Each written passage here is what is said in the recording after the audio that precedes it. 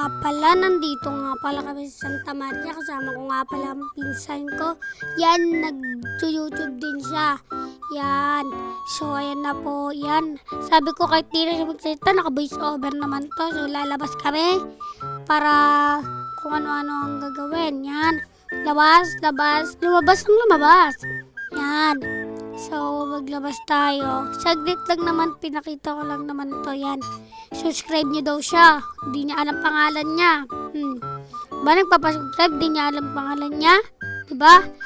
Yan, yun po. So, ano na lang po dito. Bye-bye.